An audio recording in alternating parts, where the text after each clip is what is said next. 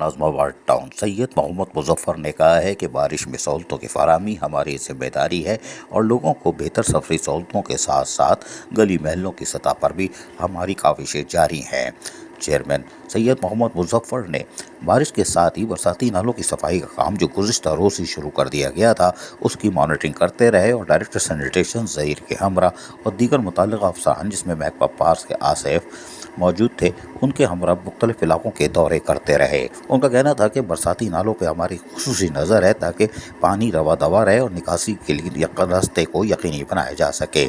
سید محمد Muzaffar chairman norms آباد کا کہنا تھا کہ برساتی نالوں کے چوکنگ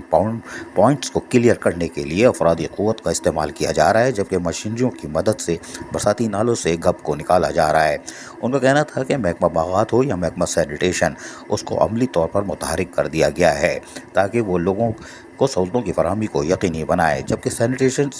ڈپارٹمنٹ نے سینیٹری ورکروں کی مختلف ٹیمیں تیار کی ہیں جو کہ شاہراہوں سے برساتی پانی کی نکاسی کو یقینی بنا رہی ہیں اور ڈی واٹرنگ پمپ کو ہر حال میں تیار رکھنے کے ساتھ ساتھ چھوٹے جنریٹر کا بھی انتظام کر لیا گیا ہے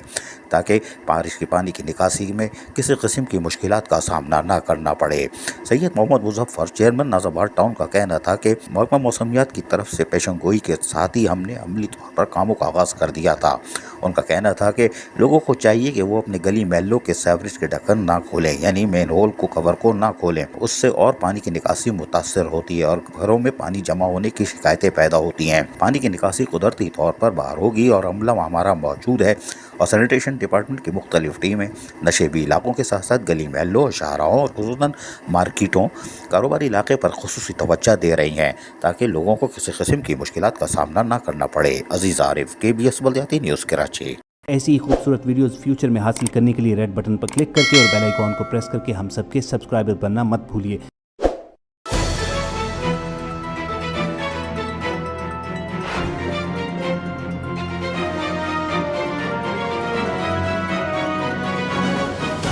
KBS بلدیاتی نیوز